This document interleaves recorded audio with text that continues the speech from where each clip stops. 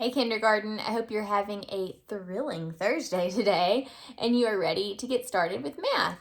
So let's take a look at our number talk to start with. Okay, today we're going to work on composing and decomposing for our number talk. So looking at the two numbers that I have here, what number could I compose using these sets? Remember, when we compose, we take two groups and join them together. So what number have I just composed here? Let's see. 1, 2, 3, 4, 5, 6, 7, 8, 9, 10. So we just composed the number 10. Now, let's see, how can I decompose 10? Remember, decompose means to break apart. So what's one way I could do that? Well, if I take a few here and a few here, how have I decomposed 10? I've decomposed 10 into a group of 1, 2, 3, 4, 5, and 1, 2, 3, 4, 5. So I've decomposed 10 into 5 and 5. 5 and 5 together can be composed and make 10. How else could I decompose 10? I can decompose 10 by taking these and breaking 10 apart into two groups. How have I decomposed 10 now? I've decomposed 10 into 1, 2, 3, 4, 5, 6, and 1, 2, 3, 4. So 10 can be decomposed into 6 and 4. Let's think of one more way we can decompose 10. I could decompose 10 by taking all of these into a group and this one into a group. How have I decomposed 10 now? Now I've decomposed 10 into 1, 2, 3, 4, 5, 6, 7, 8, 9, and 1. So 10 can be decomposed into a group of 9 and a group of 1. We can take 9 and 1 and put them and compose them together to make 10. All right, let's move on to our word problem for today.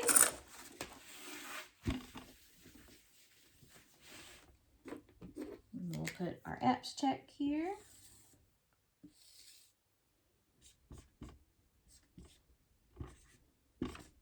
And here is our problem. Let's read together. Katie bought 9 ice cream cones. 3 of the cones melted. How many ice cream cones does Katie have now? Okay, let's read this one more time and listen for the question that we need to solve. Ready? Katie bought 9 ice cream cones. 3 of the cones melted. How many ice cream cones does Katie have now? What question do we need to answer? How many ice cream cones does Katie have now? That's the question that we're being asked to solve. Okay, so now we need to read back through and listen for anything that happens with ice cream cones because that may be important. Let's listen again for stuff about ice cream cones. Katie bought 9 ice cream cones. What's important in that sentence? 9. It tells us how many ice cream cones she started with. Let's read the next sentence. 3 of the cones melted. What do you hear that's important in that sentence? 3. And another word's important, melted. If something melts, is it going to be added or subtracted? Think about that as we move on to our plan. Okay, so we'll need to decide whether we should add or subtract in this problem. Let's put a little part whole mat here to help us figure this out. So Katie started with 9 ice cream cones, right? That was the total amount she ever had in the problem. The biggest amount she had was 9. So that's our whole. She had 9 ice cream cones. And then 3 of the cones melted. That's one of the parts. We need to figure out how many she has now. And just like we practiced a while ago with composing and decomposing, we're seeing that 9 can be decomposed into a group of 3, and we need to figure out what's the other side, okay? Anytime you have a whole and you only have one part and you're solving for the other part, you're going to have to subtract. And that makes sense with the problem. If there's 9 ice cream cones and then 3 of them melt, there's only going to be a few left because you've got to subtract the 3 that melted. So we will be subtracting 9 minus 3. Okay, let's solve. I think this first time I'm going to solve, I'm going to kind of, and it's probably going to be too small, but using the part whole mat like we did a while ago to practice composing and decomposing, I'm going to do exactly what this problem says and decompose 9. So I need to start with 9. 1, 2, 3, 4, 5, 6, 7, 8, 9. 1, 2, 3, 4, 5, 6, 7, 8. Hold on.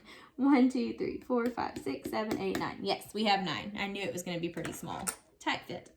Okay, so we know out of these 9 ice cream cones, 3 of them melted. 1, 2, 3. We need to see how many are left. Let's count. 1, 2, 3, 4, 5, 6.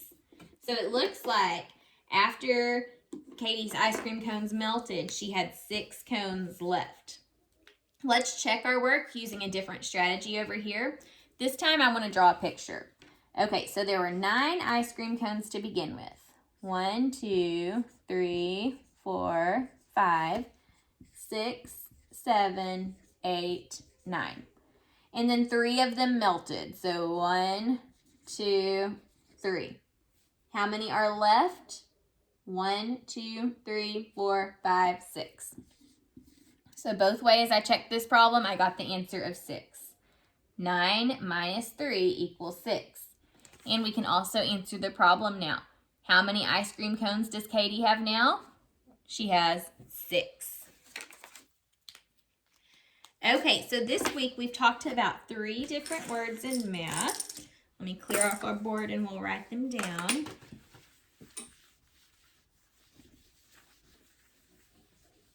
We have talked about length on Monday, remember?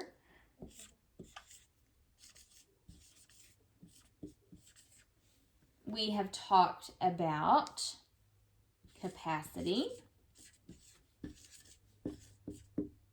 And we have also learned about weight. Okay, so today we're going to be talking about if we can measure these different attributes looking at certain objects. So the first object, let's pull out. Let's look at this pitcher of water that we had. What did I use this pitcher of water to show you the other day? Was it length, capacity, or weight? We talked about capacity with this pitcher of water, right? Let's see. So capacity was how much something can hold, remember? So you can definitely measure capacity with this pitcher of water. Could I measure the length of this pitcher? Is that a measurable attribute for this object? We could measure length too. I could measure how tall it is from endpoint to endpoint, its height, and measure its length that way. Could we measure the weight of this pitcher? I could also measure the weight. I could put it on a scale and see how much it weighs, or I could even hold it and feel, oh, it's pretty heavy. So you can measure all 3 of these things for this pitcher of water. Length, capacity, and weight can all be measured here. Let's look at this flashlight. With the flashlight here, could I measure length, capacity, or weight? Well, remember the other day we measured weight. We talked about how heavy it was. But could I measure how long this flashlight is also? Yes, we could measure the length of this flashlight. Could we measure the capacity of this flashlight? Remember, capacity is how much it holds. Can I put water in this flashlight to see how much it will hold? No, so I couldn't really measure the capacity. Well, I thought I could take it apart, but I don't think I can even take it apart. So you can't see how much this holds. But you can measure its length and weight.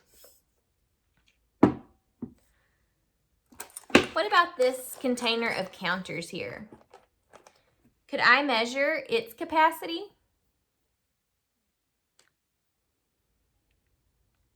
You could measure this capacity. This capacity doesn't have to be about water. Capacity can be about how much anything holds. So you could measure the capacity of this counter bucket by seeing how many counters it can hold and measure its capacity that way. I could dump all these counters out and pour water in it and measure how much water it could hold, but you can also measure how many counters it could hold. Could I measure the weight of this? Yes, we could see how heavy it is or how light it is. Could I measure the length of this bucket? Yes, we could measure the length and see how long it is or how tall it is. What about this Kleenex? Could I measure length using this Kleenex? Could I measure its length? We could measure its length. We could see how long it is. So we could measure its length. Could we measure the capacity of this Kleenex? No, we couldn't measure its capacity because you can't open it up and put anything in it. It can't hold anything. So you can't measure the capacity of this Kleenex. What about weight? Could I see how heavy it is? Yes, we could see how heavy it is. It's very, very light, but you could measure its weight. What about this little bear here, my counter bear? Could I measure this counter bear's weight? Yes, weight is a measurable attribute for this counter bear. What about capacity? Is that a measurable attribute for the counter bear? No, we can't measure its capacity because you can't pour anything in it. It's a solid figure. It cannot hold anything. So you can't measure capacity here.